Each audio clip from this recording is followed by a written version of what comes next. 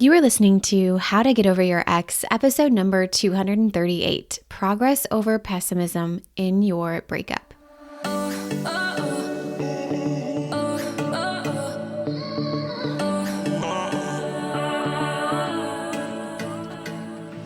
Welcome to How to Get Over Your Ex, a podcast on getting over your ex without it just taking time. I'm your host, Breakup Coach Dorothy. Let's turn your pain into power and your heartbreak into happy.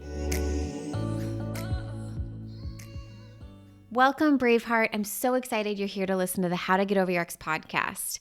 This is the Netflix of breakups, short, powerful, and actionable episodes that help you along your breakup journey.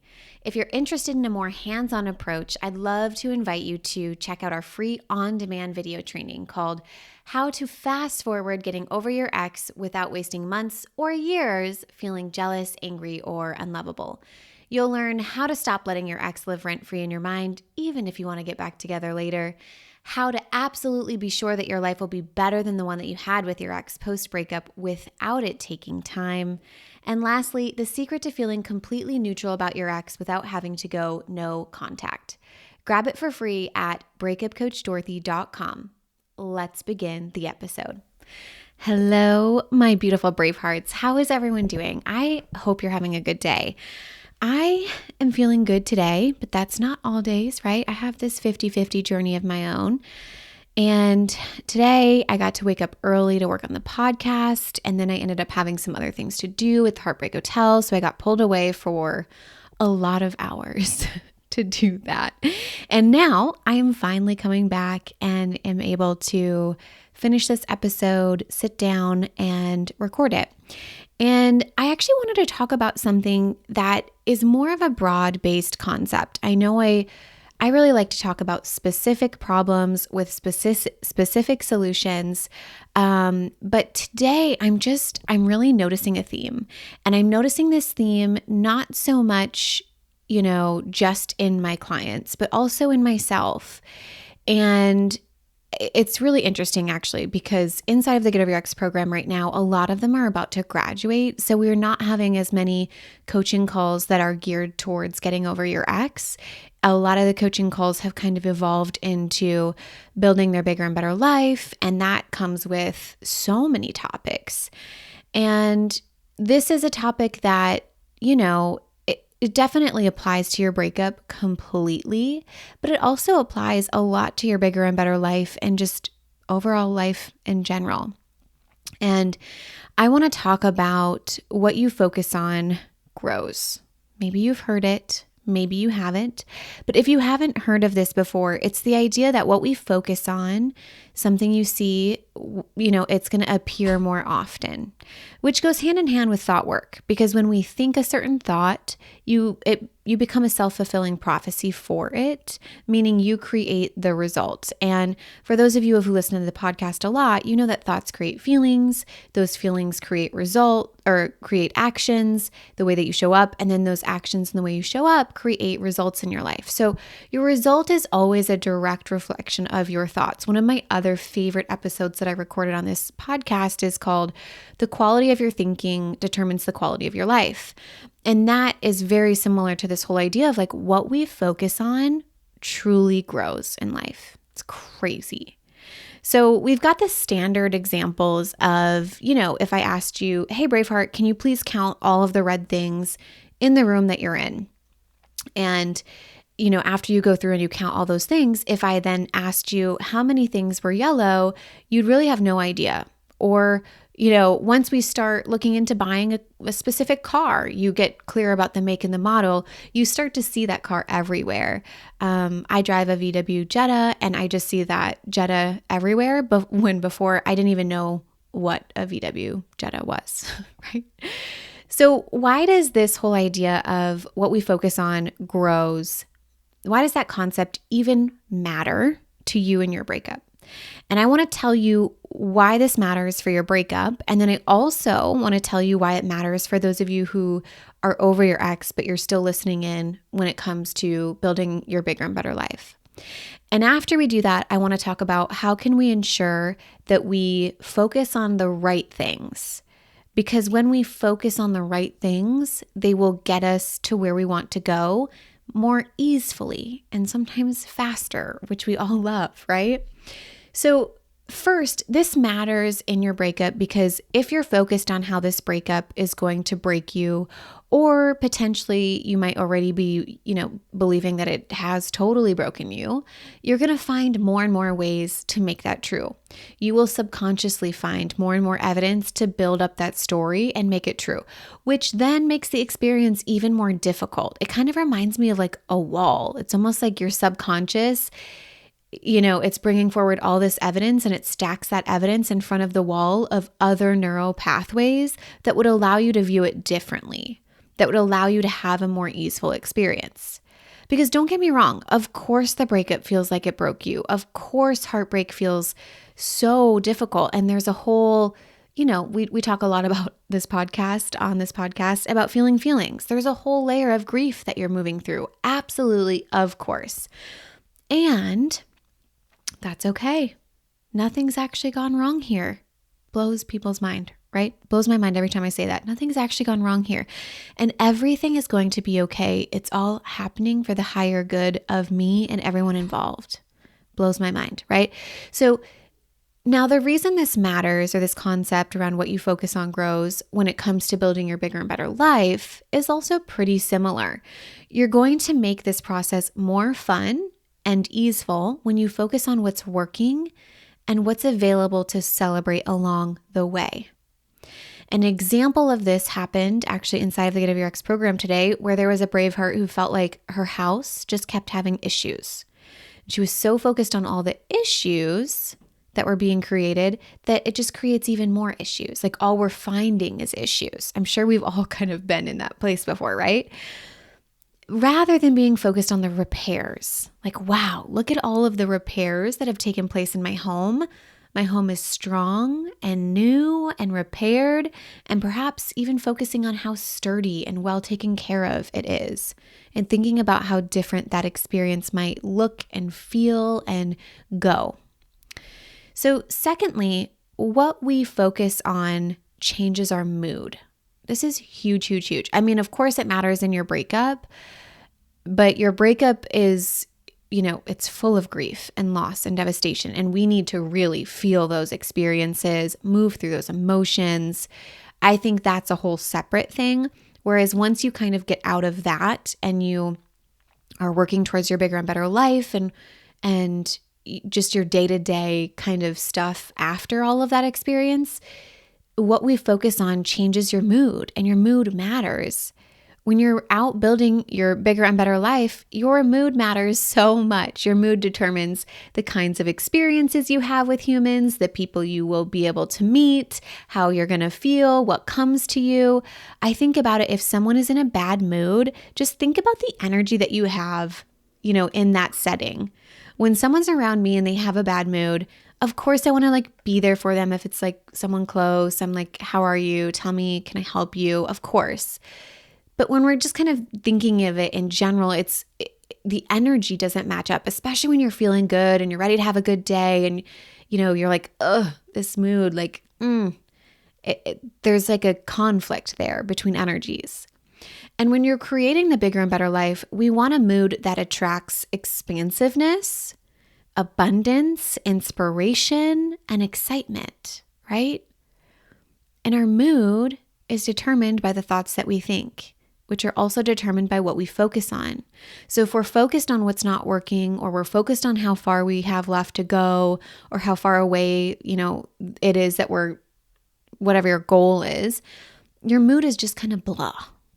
So how can we make sure that we're focusing on the right things that really help us get to where we want to be? And this really all starts with the basics, my friends. We need to back all the way up a couple of steps and just remember that it's hard to shift our energy and our focus and our attention when our basics have not been met. And here's what I mean by our basics. This is actually something that I learned from our emotional clearing coach inside of the program, Dana Evans, love her. But what I mean is sleeping, eating, water, movement, being outside. Are you sleeping well? Are you well fed? Or are we hangry? I'll get there. Have you had enough water? Have you had movement? Have you gone outside and taken a walk? Have you seen a tree? Right?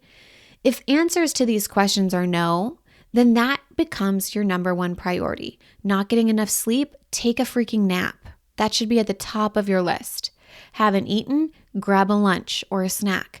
Go for a walk. Take some deep breaths outside with the outside air.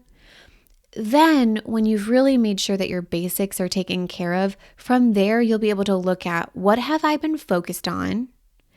And typically, y'all, I can tell when I've been focused on the wrong things, I normally can tell that because I have a bad attitude about everything. It's so not fun for anyone and myself. And I can tell I'm mean, I'm not fun to be around. And normally that's like my alarm to first check the basics and then look at what am I focusing on in my life right now? Because clearly I'm in a bad mood and this bad mood just didn't happen. I've created it. So here are some questions that I want to help you become aware of that will help you understand what you're being focused on. And there's two of them. The first one is, what seems to be the problem here? I love asking myself that question. And the second one is, what am I afraid I won't get because of this problem? My brain is always like, if we don't solve this one problem, we're not going to get this big thing. When in reality, we could actually forget that problem and still get the thing. It's crazy. And then here are some questions that help you redirect your focus to something that will help you get to where you're actually wanting to go. And when I'm talking about these questions, I really want to preface that I don't want you just thinking through these questions. I know some of you are driving and listening to the podcast, but when you have a moment, sit down and write these questions out and write out the answers. Get it on paper. There's totally something different about it when you're doing it on paper. So the questions to really help you redirect your focus and change your focus is, how is this helping me get what I want? And this part blows my mind. Every time I sit down and I look at the problem, what do I think this problem is? And I look at how can this actually help me get what I want faster? Holy buckets, my friends. It blows my mind. I'm experiencing it a lot right now with Heartbreak Hotel. There's a lot of new things I'm not used to. There's a lot of obstacles that I'm running into. And every obstacle I run into, I'm realizing the faster I can get these obstacles actually to move through, the more I'm realizing this is a fit or this isn't a fit, or here, we want to do this instead of this. And so it's actually been great. Another question is, what is there to celebrate in this journey? And if you have to, go back to the you 10 years ago, because sometimes for me, I genuinely, this is probably one of the most difficult things for me, is to learn how to celebrate. Sometimes I forget about how the version of myself 10 years ago would be so grateful for what I have right now that I oftentimes take for granted. I even think about just living in Florida. I had a memory pop up on my Facebook memories. I don't know if you guys still have those, but it's me on this boat called the Entertainer, where I went fishing. It was the weekend of my birthday. I went fishing, but it was 2015. So it was before my big breakup. I was still living in Chicago, and I had come down to Florida to vacation and go fishing and lay on the beach. And I said in that post, I was like, I wish I could just stay here.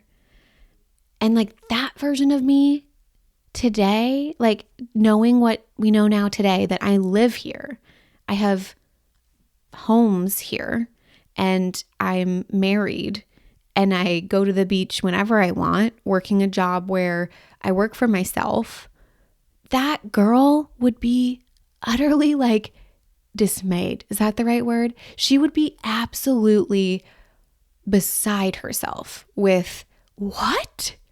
You did that? How'd you do? You can just get up and move?